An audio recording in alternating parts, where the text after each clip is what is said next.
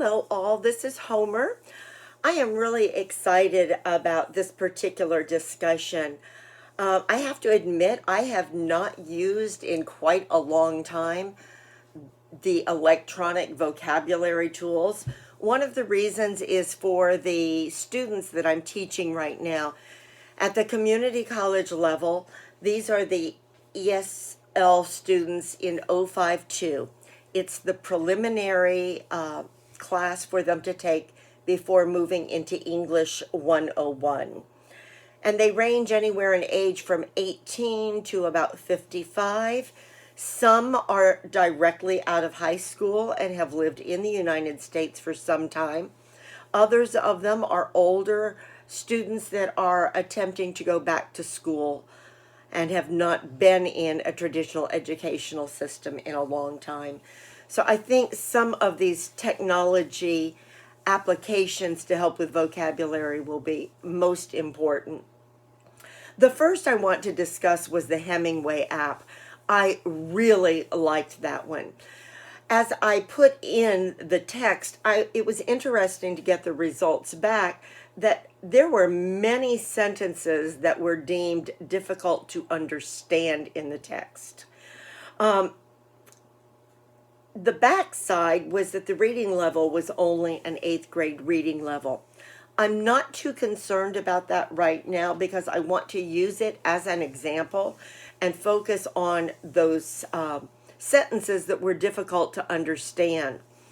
Rather than me doing rewrites, I see me using this as a way to engage the students to do their own rewriting. This will help them as they move into their summaries and into their lessons, because they will have that vocabulary foundation. They'll also be able to do some paraphrasing of what was already in the original text. The second one that I'd like to focus on is the EAP AWL highlighter. That one I really enjoyed for a number of different reasons. First of all, it let me see very quickly the different categories of words from levels 1 through 10. So I had a very good pictorial version of what types of academic vocabulary the students were getting. I especially liked the additional features to create lessons, the gap fill exercises, and not just one gap fill, but 3 different ways to do the gap fill.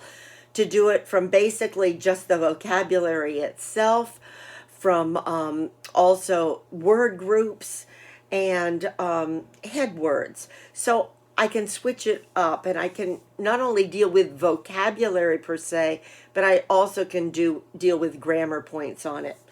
Probably the one I will be using the most is the tag cloud.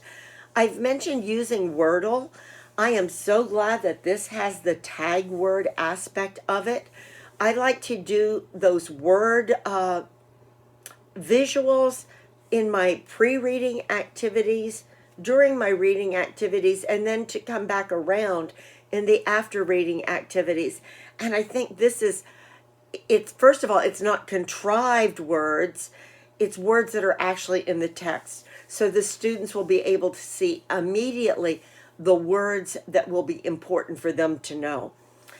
On the third one, the Lex Tutor, it was very interesting, but as was already noted, it is very, very involved.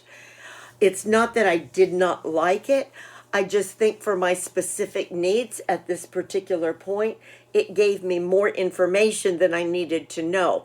I think it's important to have that as I look forward to possibly other classes and want to get a very good breakdown of all of the different types of vocabulary that I'm using. I was not able to get into the Nottingham, but I am going to assume that it was probably very much like the AWL highlighter in the EAP. So yes, I will definitely be using these technology vocabulary tools and hopefully expanding not only my students' vocabulary, but ways that they can monitor their own learning.